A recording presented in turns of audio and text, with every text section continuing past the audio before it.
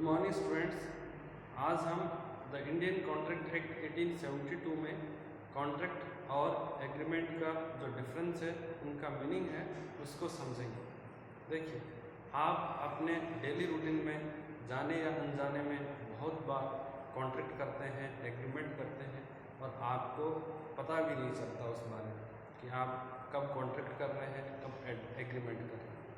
एक lemon person के लिए यानी आम आदमी के लिए कॉन्ट्रैक्ट या एग्रीमेंट में कोई ज़्यादा अंतर नहीं है, बट बिजनेस लॉ में और इंडियन कॉन्ट्रैक्ट एक्ट में इन दोनों में बहुत बड़ा अंतर है। ठीक है, आज हम कॉन्ट्रैक्ट और एग्रीमेंट दोनों का मीनिंग डिटेल से समझेंगे, किस प्रकार एग्रीमेंट बनता है, किस प्रकार कॉन्ट्रैक्ट बनता है और एक वैलिड कॉन्ट्रैक्ट के जो असेंशियल एलिमेंट्स क्या है या उसकी जो मुख्य विशेषताएं क्या होती है, उनको समझने का प्रयास करते हैं। सबसे पहले हम बात करते हैं एग्रीमेंट की। एग्रीमेंट की एक डेफिनेशन है जो इंडियन कॉन्ट्रैक्ट एक्ट 1872 के सेक्शन 2E में डिफाइन की गई है। क्या है ये डेफिनेशन? एवरी प्रॉमिस और every set of promise forming consideration for each other is an agreement. यानी यहाँ पर कंसिडरेशन का मतलब क्या है? Something in return. ठीक है ना, जो भी आप एक्सचेंज करते हैं एग्रीमेंट में, कॉन्ट्रैक्ट में, तो उसको हम कंसिडरेशन कहते हैं। अब यहाँ पर एवरी प्रॉमिस और एवरी सेट ऑफ प्रॉमिस, ठीक है, ये किस प्रकार से प्रॉमिस फॉर्म होता है उसको हम समझते हैं। देखिए, agreement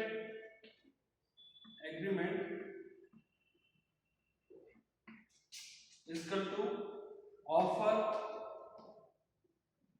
plus acceptance.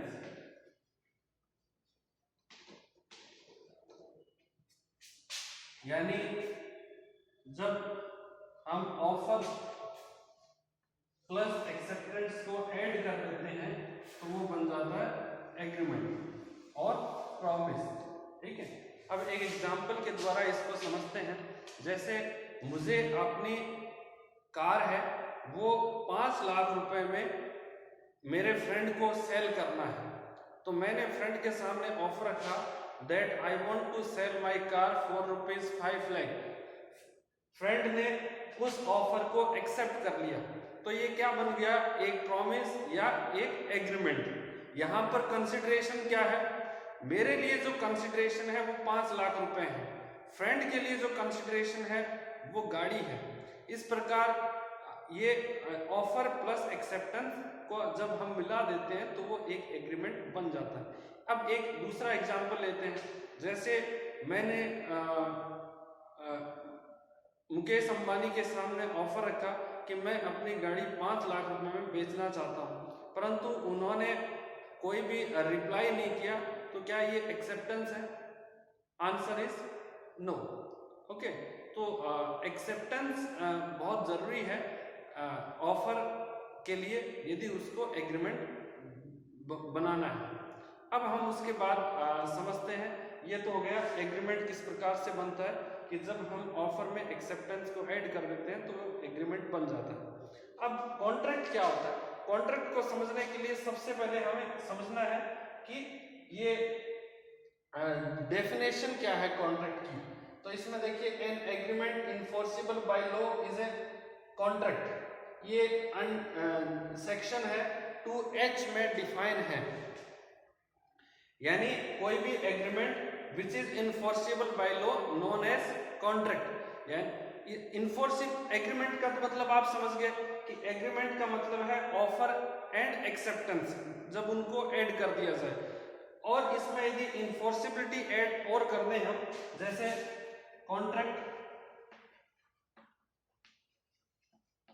Equal to agreement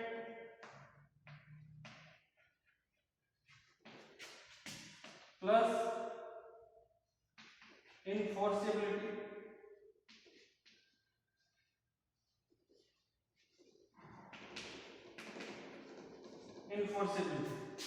right, तो देखिए contract is equal to agreement plus enforceability. यानी एग्रीमेंट जो हमने ऑफर प्लस एक्सेप्टेंस और उसके अंदर इनफोर्सिबिलिटी ऐड कर दिया, ये अब हमें समझना है कि इन्फोर्सिबिलिटी क्या है। इन्फोर्सिबिलिटी का मतलब एक तरीके से जो लीगल रेमेडीज जब आपको उपलब्ध होती है, अवेलेबिलिटी ऑफ लीगल रेमेडीज है किसी भी एग्रीमेंट में, तो उसको हम कहते हैं इन्फोर्सिबिलिटी। एग्जाम्पल के तौर पर मैंने अपने फ्रेंड को कार ऑफर की 5 लाख रुपए में बेचने के लिए, फ्रेंड ने ऑफर एक्सेप्ट कर लिया, मैंने कार की जो डिलीवरी है वो दे दी है फ्रेंड को, और फ्रेंड ने मुझे अभी तक 5 लाख रुपए का भुगतान नहीं किया है, 5 लाख रुपए का पेमेंट नहीं किया है, तो क्या मैं उस पेमेंट को यदि फ्रेंड डिनाई कर दे तब भी क्या मैं उस पेमेंट को फ्रेंड से प्राप्त कर सकता हूं? तो इसका आंसर है यस।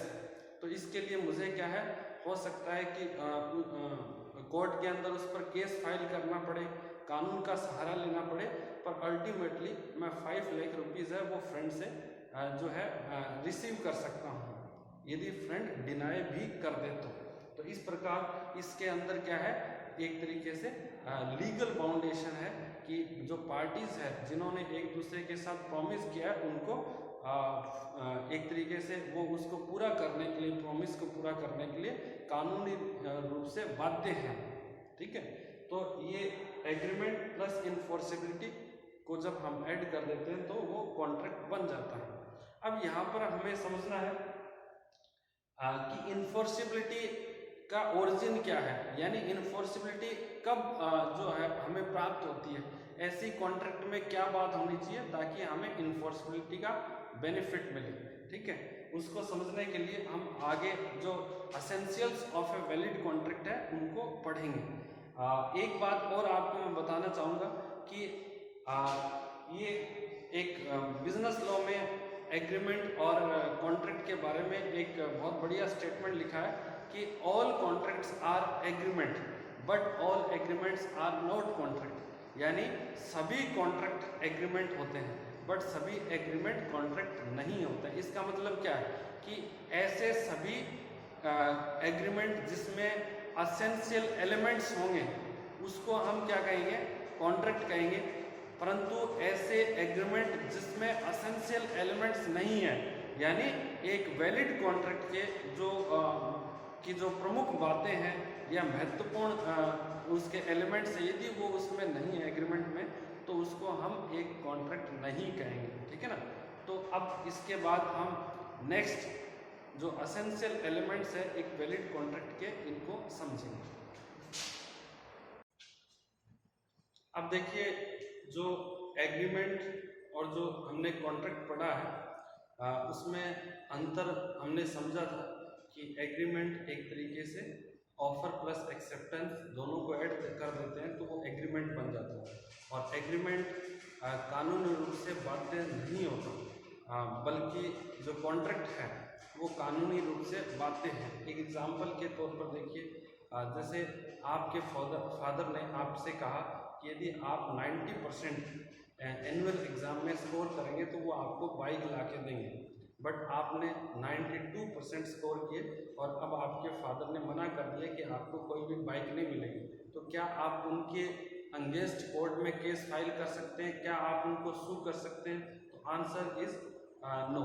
ओके, तो ये एक प्रकार से फैमिली एग्रीमेंट है, डोमेस्टिक एग्रीमेंट है, तो इसमें क्या है, आपके पास कोई भी लीगल रेमेडीज अवेलेबल नहीं है कि आप अपने फादर को फोर्सफुली बाउंड कर सके अपना प्रॉमिस पूरा करने के लिए। बट यदि कॉन्ट्रैक्ट होता है, कॉन्ट्रैक्ट जैसे मैंने अपनी जो गाड़ी है फ्रेंड को सेल की और फ्रेंड ने गाड़ी के बदले जो पेमेंट है वो नहीं किया है, तो मैं कोर्ट में केस फाइल करके फ्रेंड को सू करके और वो पेमेंट प्राप्त कर सकता हूँ।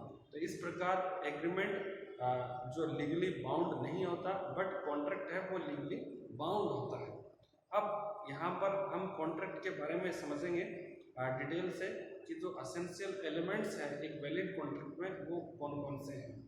तो कॉन्ट्रैक्ट के बारे में हमने पहले ही समझा था कि एग्रीमेंट प्लस इन्फोर्सिबिलिटी या एग्रीमेंट प्लस एसेंशियल एलिमेंट्स को ऐड कर दें तो वो कॉन्ट्रैक्ट बन जाता है। और एक यही एक महत्वपूर्ण बात है कि एग्रीमेंट में हमारा जो इंटेंशन है वो लीगल रिलेशनशिप इस्टेब्लिश करना नहीं होता, बल्कि कॉन्ट्रैक्ट में हमारा इंटेंशन लीगल रिलेशनशिप स्टैब्लिश करना होता है। तो इसी प्रकार ये दोनों में अंतर है एग्रीमेंट और कॉन्ट्रैक्ट में, और इसी के आधार पर हम बार बार कहते हैं कि all contracts are agreement but all agreements are not contract. ठीक है, इस स्टेटमेंट को भी हम आगे समझेंगे। अभी हम पढ़ते हैं essential elements of a valid contract. Essential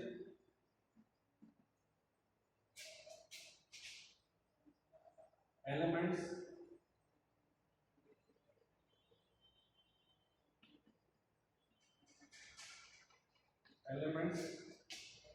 of a valid contract।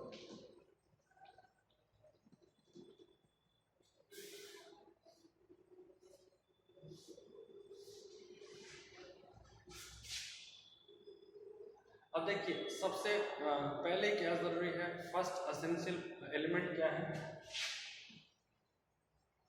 To और मोर पार्टीज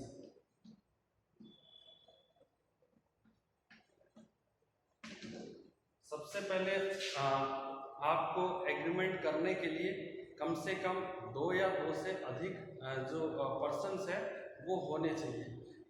कोई भी व्यक्ति है अपने आप से कॉन्ट्रैक्ट नहीं करता है तो इसके लिए 2 या 2 से अधिक, ठीक है ना, एक व्यक्ति कॉन्ट्रैक्ट नहीं कर सकता या ना ही एग्रीमेंट कर सकता। ठीक है, तो सबसे पहले एग्रीमेंट करने के लिए हमें 2 या 2 से अधिक व्यक्तियों की जरूरत होती है। अब उसके बाद नेक्स्ट है एग्रीमेंट या फिर हम इसको ऑफर एंड एक्सेप्टेंस।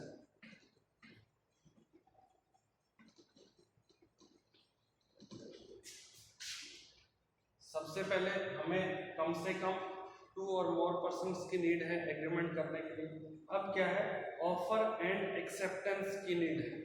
ठीक है, हमें एक व्यक्ति को ऑफर करना है और दूसरे व्यक्ति को उसको एक्सेप्ट करना पड़ेगा। यदि ऑफर आपने दिया है बट पार्टी ने एक्सेप्ट नहीं किया तो वो एग्रीमेंट नहीं होगा। ठीक है, तो कॉन्ट्रैक्ट करने के लिए सबसे पहले 2 या 2 से अधिक पर्सन होने चाहिए, फिर उसके बाद ऑफर एंड एक्सेप्टेंस होना चाहिए। नेक्स्ट है इंटेंशन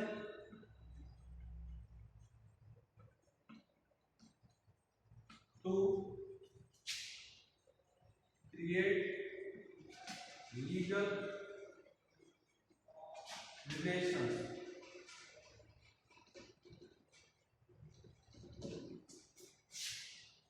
जो पार्टीज ऑफर कर रही है, एक्सेप्टेंस प्रोवाइड कर रही है, तो उन दोनों पार्टीज का जो इंटेंशन है वो लीगल रिलेशनशिप एस्टेब्लिश करना होना चाहिए। यानी यदि वो एक दूसरे के साथ किए गए प्रॉमिस को पूरा नहीं करती है तो उस दशा में उन पर कोर्ट में केस फाइल किया जा सकता है। इस प्रकार प्रत्येक जो पार्टी है उनके पास जो लीगल रेमेडीज है, कानूनी उपचार है, वो उपलब्ध रहता है यदि आप लीगल रिलेशनशिप एस्टेब्लिश करने का इंटेंशन रखते हैं तो। नेक्स्ट है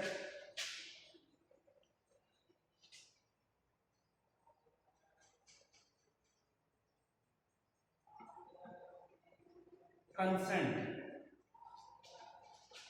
अब देखिए जो कॉन्ट्रैक्ट है उसमें कंसेंट का भी बहुत बड़ा रोल है कि प्रॉपर कंसेंट जब तक नहीं होगी तब तक वो कॉन्ट्रैक्ट क्या है, कोई भी एग्रीमेंट है उसको हम कॉन्ट्रैक्ट में कन्वर्ट नहीं कर सकते। तो इसमें आपको क्या समझना है कि कंसेंट का मतलब क्या है, when both parties are agreed upon same thing in same sense. Example के तौर पर देखिए कि मेरे पास 2 गाड़ी है और एक गाड़ी है जैसे स्कॉर्पियो है, दूसरा गाड़ी है बेलेनो है मारुति सुजुकी का।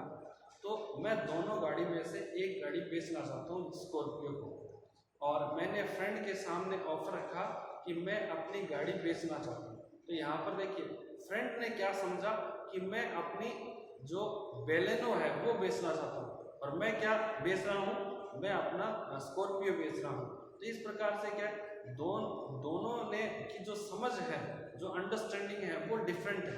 तो इसलिए ये जहाँ पर कंसेंट प्रॉपर नहीं है, both parties agreed on same thing in same sense नहीं है, तो उस एग्रीमेंट में हम प्रॉपर कंसेंट नहीं मानेंगे। इसलिए एग्रीमेंट करते समय जो दोनों पार्टीज है वो प्रॉपर उसमें कंसेंट होना चाहिए, तभी वो एग्रीमेंट है वो कॉन्ट्रैक्ट बन सकता है। नेक्स्ट है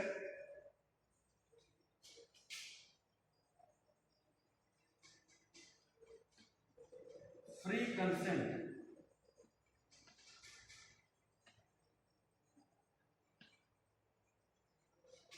अब देखिए फ्री कंसेंट का क्या मतलब है, कंसेंट भी होना चाहिए, यानी कंसेंट भी कह सकते हैं आप, कंसेंसस भी कह सकते हैं इसको। और अब ये है जो कंसेंट है आपकी वो क्या होनी चाहिए, फ्री होनी चाहिए। अब किस तरीके से आप फ्री कंसेंट को डिफाइन करेंगे, तो इसमें आपको समझना है कि जो हमारी कंसेंट हो वो हम पॉइंट्स लिखेंगे, उनके द्वारा इन्फ्लुएंस नहीं होनी चाहिए, यानी उन पर बेस्ड नहीं होनी चाहिए। फर्स्ट है coercion,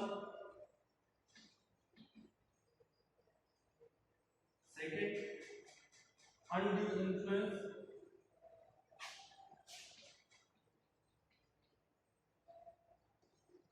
next fraud, next misrepresentation,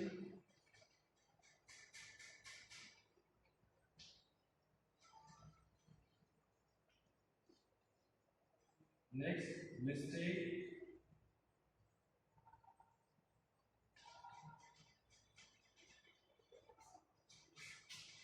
जो भी हम कंसेंट जो है प्राप्त करेंगे एग्रीमेंट में, तो वो कंसेंट ये पॉइंट्स पर आधारित नहीं होनी चाहिए। फर्स्ट है कोअर्सन। कोअर्सन का मतलब क्या होता है, उत्पीड़न, यानी आप जब किसी व्यक्ति के सर पर गन रख के और किसी को कुछ प्रॉमिस करने के लिए आप फोर्स करते हैं। एग्जाम्पल के तौर पर यदि मुझे अपनी गाड़ी बेचने के लिए और कोई व्यक्ति है फोर्स करे गन लगा के कि आपको बेचनी पड़ेगी, नहीं तो जो है आपका मर्डर कर दिया जाएगा। तो इस प्रकार से ये क्या है, ये फोर्सफुली जो कंसेंट होती है उसको हम कहते हैं कोअर्सन या उत्पीड़न। ठीक है, तो आपकी कंसेंट कोअर्सन पर आधारित नहीं होनी चाहिए। यदि वो कोअर्सन पर आधारित है, फोर्सफुली आपको थ्रेटन किया गया है, डराया गया, धमकाया गया है, तो उसको हम क्या कहेंगे, कोअर्सन बेस्ड या इन्फ्लुएंस्ड बाय कोअर्सन। तो ये कभी फ्री कंसेंट नहीं हो सकती, और कॉन्ट्रैक्ट के अंदर जब तक फ्री कंसेंट नहीं है तब तक उस कॉन्ट्रैक्ट को, एग्रीमेंट को हम वैलिड कॉन्ट्रैक्ट या वैलिड एग्रीमेंट नहीं कहेंगे। फिर उसके बाद है अनड्यू इन्फ्लुएंस। देखिए यहाँ पर क्या है कि जो पार्टीज है वो दोनों एक ऐसी पोजीशन पे होती है जहाँ पर एक पार्टी दूसरे की पोजीशन को इन्फ्लुएंस कर सकती है। एग्जाम्पल के तौर पर जैसे डॉक्टर और पेशेंट है, पेशेंट के बारे में डॉक्टर को कंप्लीट जानकारी है, तो वो किसी न किसी रूप में अपने पेशेंट को इन्फ्लुएंस कर सकता है। या फिर जैसे एडवोकेट है, वो अपने क्लाइंट के बारे में सब कुछ जानकारी रखता है, तो वो अपने क्लाइंट को इन्फ्लुएंस कर सकता है। यदि आपको अनड्यू इन्फ्लुएंस किया गया है तो फिर आप वो कंसेंट प्रॉपर कंसेंट या फ्री कंसेंट नहीं मानी जाएगी। इसके बाद है फ्रॉड। कोई व्यक्ति आपको जानबूझकर धोखा देने के लिए आपसे कंसेंट प्राप्त करता है। एग्जाम्पल के तौर पर कोई ये कहता है कि भाई आप 5,000 रुपये महीने के यदि इन्वेस्टमेंट करेंगे तो 10 साल के बाद में आपको 10 करोड़ रुपए मिलेंगे। ठीक है, और ये एक तरीके से जानबूझकर आपको धोखा देने का यदि प्रयास किया जाता है पार्टीज के द्वारा, तो इसको हम क्या कहते हैं, फ्रॉड, क्योंकि इसमें इंटेंशनली आपको डिसीव करना चाहता है पार्टी। तो इस आधार पर आप यदि कंसेंट प्रोवाइड करते हैं तो इसको क्या कहते हैं, ये भी फ्री कंसेंट नहीं है। नेक्स्ट है मिस रिप्रेजेंटेशन। देखिए जो पार्टीज हैं वो जानबूझकर आपको जो है एक तरीके से गलत तथ्य पेश नहीं करती, या फ्रॉड करने का इरादा नहीं है, मिस रिप्रेजेंटेशन का इरादा नहीं है, बट क्या है वो अनजाने में जो पार्टी स्टेटमेंट अपना दे रही है वो खुद ही नहीं जानती उसके बारे में कि वो सही है या गलत है, ठीक है ना। और उनको बिलीव होता है कि ये जो स्टेटमेंट उनके दिया जा रहा है वो सही है। एग्जाम्पल देखते हैं कि एक व्यक्ति है और गांव का, वो शहर में आता है कुछ सामान परचेज करने के लिए, और वहाँ पर क्या है वो एक रिश्तेदार उसको मिल जाता है, तो वो अपनी गाय जो उसके घर पर है वो बेचने का अपने रिलेटिव से एक वादा कर लेता है कि मैं आपको मेरी जो गाय गांव में है उसको 5,000 रुपये में सेल करूँगा। अब देखिए वो गाय हो सकता है कि पीछे से उसकी डेथ हो जाए, तो वो गाय तो एक्चुअली अवेलेबल है ही नहीं, उसकी डेथ हो चुकी है, लेकिन उस व्यक्ति को नहीं मालूम क्योंकि वो शहर आया हुआ है और शहर में आने की वजह से उस तक वो जानकारी नहीं पहुंची और उसने उस गाय को बेचने के लिए एक तरीके से एग्रीमेंट कर लिया। तो यहाँ पर ये किस पर आधारित है? मिस रिप्रेजेंटेशन पर आधारित है, ठीक है। तो मिस रिप्रेजेंटेशन पर आधारित जो कंसेंट होती है उसको भी हम फ्री कंसेंट नहीं मानेंगे। एक और एग्जांपल हम इस मिस रिप्रेजेंटेशन का ले सकते हैं, जैसे आप एक यहाँ पर आपके शहर में कोई व्यापारी है और उसने जो 50 क्विंटल जो गेहूं है वो कहीं से मंगवाया है और वो गेहूं जो ट्रक के माध्यम से पहुंच रहा है, और उस व्यापारी ने जो उस गेहूं के कुछ हिस्से को बेचने के लिए कॉन्ट्रैक्ट कर लिया, जैसे 10 क्विंटल गेहूं बेचने के लिए, ठीक है ना। और एक्चुअली वो जो ट्रक है वो रास्ते के अंदर क्या है उसका एक्सीडेंट हो गया और गेहूं पूरे रास्ते में बिखर गए, यानी जो उसका जो प्रोडक्ट है वो खराब हो गया रास्ते के अंदर।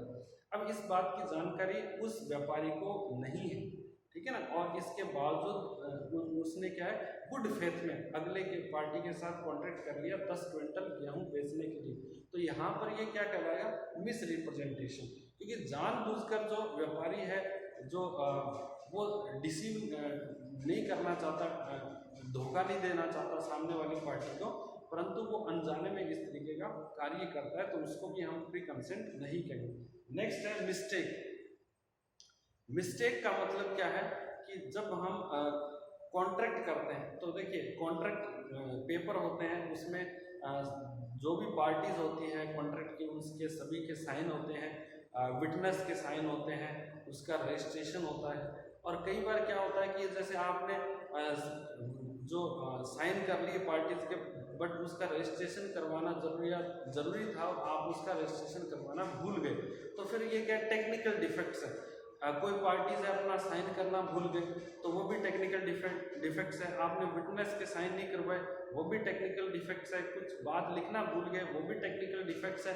तो इस प्रकार यदि टेक्निकल डिफेक्ट्स की वजह से कोई मिस्टेक होती है तब भी हम उसको प्रॉपर कंसेंट या फ्री कंसेंट नहीं करेंगे। तो ये है कि जो भी हमारी फ्री कंसेंट है वो इन पर आधारित नहीं होनी चाहिए, ना तो वो कोर्सन पर बेस्ड होनी चाहिए, ना ही अनड्यू इन्फ्लुएंस पर, ना ही फ्रॉड पर, और ना ही मिस रिप्रेजेंटेशन पर, और ना ही मिस्टेक पर बेस्ड होनी चाहिए। अब उसके बाद है नेक्स्ट एलिमेंट्स।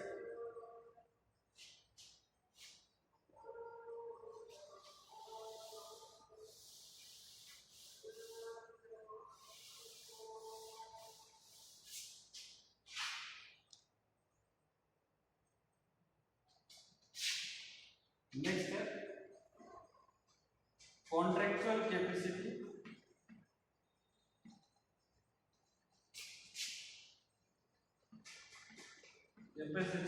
Of party.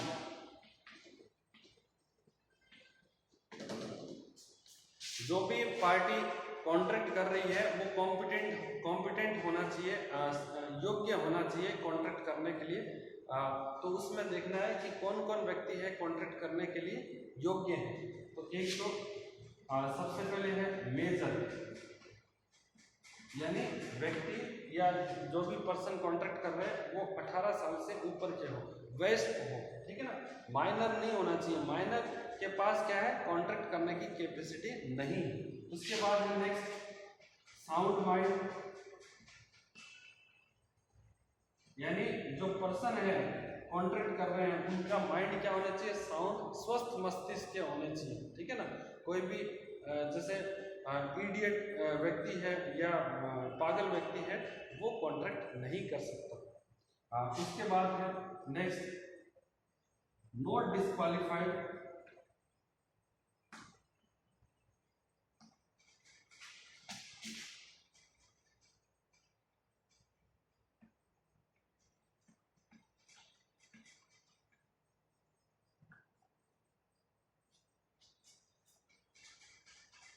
अब देखिए कोई भी जो पर्सन है जो कॉन्ट्रैक्ट कर रहा है वो नॉट डिस्क्वालिफाइड बाय लॉ, यानी कॉन्ट्रैक्ट करने के लिए उसको डिस्क्वालिफाइड डिक्लेयर किया हुआ नहीं होना चाहिए। एग्जाम्पल के तौर पर किसी को इंसॉल्वेंट डिक्लेयर कर दिया, ठीक है ना, दिवालिया घोषित कर दिया, तो ऐसा व्यक्ति है वो कॉन्ट्रैक्ट करने के लिए योग्य नहीं होता, ठीक है। और तो ये हमें एक तरीके से तीन चीजें देखना है कि कॉन्ट्रैक्ट करने के लिए जो पार्टी है वो मेजर होना चाहिए, वेस्ट होना चाहिए, साउंड माइंड होना चाहिए उनका, स्वस्थ मस्तिष्क, और किसी भी कानून के द्वारा उसको अयोग्य घोषित नहीं किया जाना चाहिए। अब देखिए यदि किसी व्यक्ति को किसी अपराध के केस में जेल हो जाती है तो जब तक वो जेल में रहता है तब तक वो कॉन्ट्रैक्ट नहीं कर सकता, बट वो जेल से यदि बाहर उसका सजा पूरी हो जाती है तब उसके बाद वो कॉन्ट्रैक्ट कर सकता है, ठीक है ना। तो इस प्रकार से ये कॉम्पिटेंसी उसमें होनी चाहिए। नेक्स्ट पॉइंट है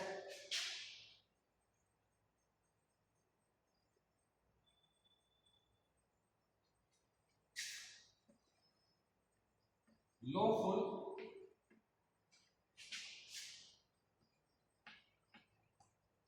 object and consideration।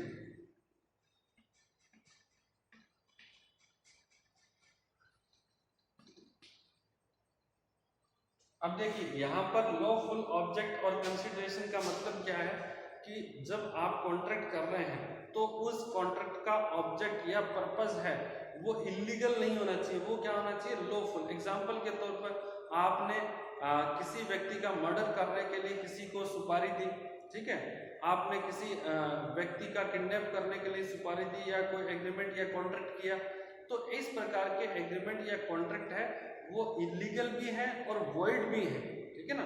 तो आपका जो ऑब्जेक्टिव है वो क्या होना चाहिए, लॉफुल होना चाहिए, यानी जो भी लॉफुल पर्पस के लिए ही आप कॉन्ट्रैक्ट कर सकते हैं, चाहे वो व्यापार करने के लिए हो, चाहे आप प्रॉपर्टी खरीदने के लिए हो या बेचने के लिए हो, जो भी लॉफुल है। इसके साथ ही जो कंसिडरेशन है वो भी लॉफुल होना चाहिए। कंसिडरेशन का मतलब मैंने आपको बताया था कि समथिंग इन रिटर्न, जो पार्टीज कॉन्ट्रैक्ट में एक्सचेंज करेंगे एक दूसरे के साथ उसको ही हम क्या कहते हैं, कंसिडरेशन। एग्जाम्पल के तौर पर देखिए एक व्यक्ति है और एक क्या है, शॉपकीपर है, दोनों एक दूसरे के साथ एक एग्रीमेंट करते हैं कि जो व्यक्ति है वो उसे स्मगलिंग किया हुआ सोना लाके देगा और जो शॉपकीपर है वो उसके बदले जो सोने के बदले है उसको चोरी किया हुआ कोई जैसे टीवी सेट है वो देगा, या इलीगल रूप से कोई कब्जे में लिया हुआ या पोजीशन का कोई प्लॉट है वो उसके नाम करेगा।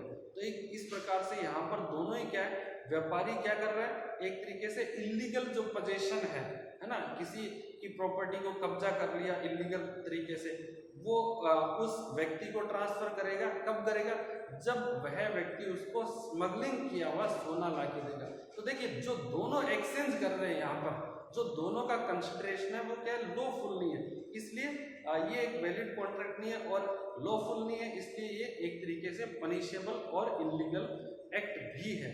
तो यहाँ पर समझना है कि जो कॉन्ट्रैक्ट या एग्रीमेंट है वो उसका पर्पस है या जो कंसिडरेशन है वो लॉफुल होना चाहिए। उसके बाद नेक्स्ट पॉइंट है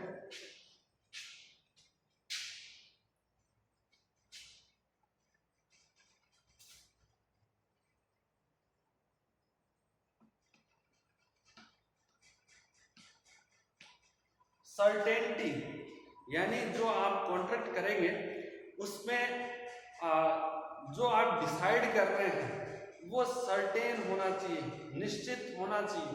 यदि उसमें निश्चितता नहीं है तो उसको हम एक वैलिड कॉन्ट्रैक्ट नहीं बना सकते। एग्जाम्पल के तौर पर उसका जो मीनिंग है, कॉन्ट्रैक्ट का मीनिंग वो निश्चित होना चाहिए। एग्जाम्पल देखते देखिए, जैसे आपने एक दिल्ली के व्यापारी, आप भी व्यापार करते हैं और आपने दिल्ली के व्यापारी को जो ऑयल में ट्रेड करता है, डिफरेंट जो ईडेबल ऑयल है और उसको सेल करता है और होलसेल में, आपने उसको एक ऑर्डर दिया कि मुझे 100 पीपे जो ऑयल है वो भेज देना, ठीक है ना, और उसने एक्सेप्ट कर लिया, ठीक है। अब यहाँ पर ये क्या है, आपने, अब वो मस्टर्ड ऑयल भी सेल करता है, वो सोयाबीन रिफाइंड ऑयल है उसको भी सेल करता है, इसके अलावा जो मूंगफली ऑयल है उसको भी वो सेल करता है, तो कौन सा ऑयल भेजना है ये आपने डिसाइड नहीं किया, इसलिए यहाँ पर कॉन्ट्रैक्ट का जो मीनिंग है वो सर्टेन नहीं है। इसलिए इस प्रकार का जो कॉन्ट्रैक्ट है उसको हम वॉइड कॉन्ट्रैक्ट करते हैं, और ये वॉइड अब इनिशियो है, यानी ये बिगिनिंग से ही इसको हम वॉइड कॉन्ट्रैक्ट कहेंगे, ठीक। नेक्स्ट है 9 नंबर पॉइंट, पॉसिबिलिटी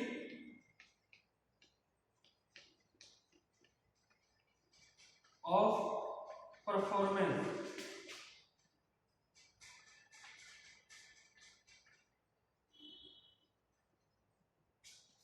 अब देखिए, पॉसिबिलिटी ऑफ परफॉर्मेंस, जो आपने प्रॉमिस किया है एग्रीमेंट में या कॉन्ट्रैक्ट में, उस प्रॉमिस को प्रॉमिस वो ऐसा होना चाहिए जिसको आप परफॉर्म कर सकें, उसको आप पूरा कर सकें। जो इम्पॉसिबल नेचर के प्रॉमिसेस होते हैं, यदि वो करते हैं तो इस प्रकार के जो कॉन्ट्रैक्ट है वो वॉइड कॉन्ट्रैक्ट होते हैं। एग्जाम्पल के तौर पर क्या है, जैसे आपने किसी से वादा किया कि आप जो आसमान से तारे तोड़ के लेके आएंगे, ठीक है ना, तो ये असंभव है। इसके अलावा आपने कोई ऐसा वादा किया है कि आप किसी व्यक्ति के लिए खजाना ढूंढ कर देंगे उसको, ठीक है ना, तो ये जो भी असंभव कार्य हैं जिसके लिए पार्टीज वादा करती है, तो इस प्रकार के कार्यों के लिए किया गया कोई भी जो एग्रीमेंट है वो वॉइड होगा, ठीक है, void from beginning. Okay, next है agreement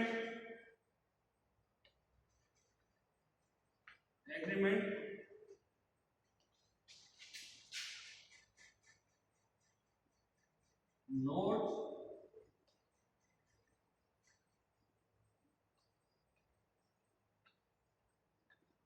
agreement expressly not declared void।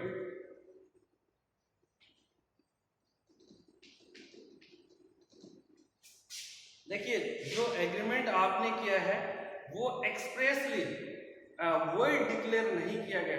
देखिए, इसके बारे में आप पढ़ेंगे इस इंडियन कॉन्ट्रैक्ट एक्ट में, उसमें एक अलग से हेडिंग है, चैप्टर है, उस चैप्टर में डिफाइन की गई कि कौन कौन से एग्रीमेंट हैं जो एक्सप्रेसली वॉइड है। एग्जांपल के तौर पर आपने किसी से एग्रीमेंट किया कि वो व्यक्ति शादी नहीं करेगा, ठीक है ना, तो आपने किसी व्यक्ति को शादी करने से रोकने के लिए एग्रीमेंट किया, तो देखिए ये उसका फंडामेंटल राइट्स है, और किसी व्यक्ति को आप जो शादी करने के लिए नहीं रोक सकते।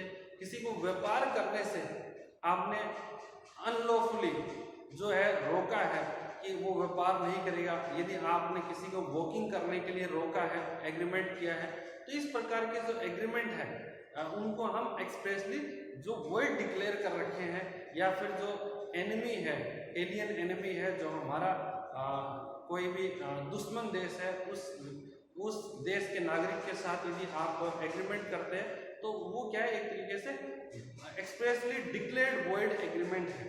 और जो भी आप एग्रीमेंट कह रहे हैं वो एक्सप्रेसली वॉइड डिक्लेयर्ड किया हुआ नहीं होना चाहिए। यदि वो उस कैटेगरी का एग्रीमेंट है तब आप उस एग्रीमेंट को कॉन्ट्रैक्ट में कन्वर्ट नहीं कर सकते। नेक्स्ट है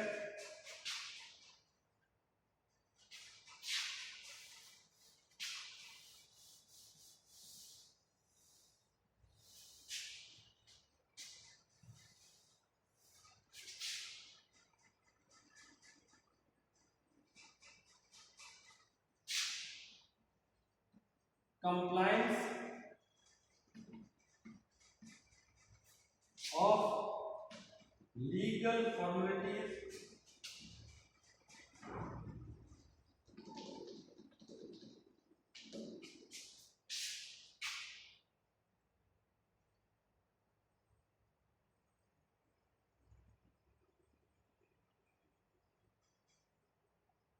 अब देखिए कंप्लायंस और लीगल फॉर्मेलिटीज का क्या मतलब है कि जो भी आप कॉन्ट्रैक्ट कर रहे हैं या एग्रीमेंट कर रहे हैं, यदि उस एग्रीमेंट को रिटर्न में या उस रिटर्न में होना ज़रूरी है या उसका रजिस्ट्रेशन करवाना ज़रूरी है, तो उस प्रकार के एग्रीमेंट को या कॉन्ट्रैक्ट को यदि आपने रजिस्ट्रेशन नहीं करवाया है या उसको लिखित में आपने तैयार नहीं करवाया है, तो फिर क्या है वो एक तरीके से वैलिड कॉन्ट्रैक्ट या एग्रीमेंट नहीं होंगे।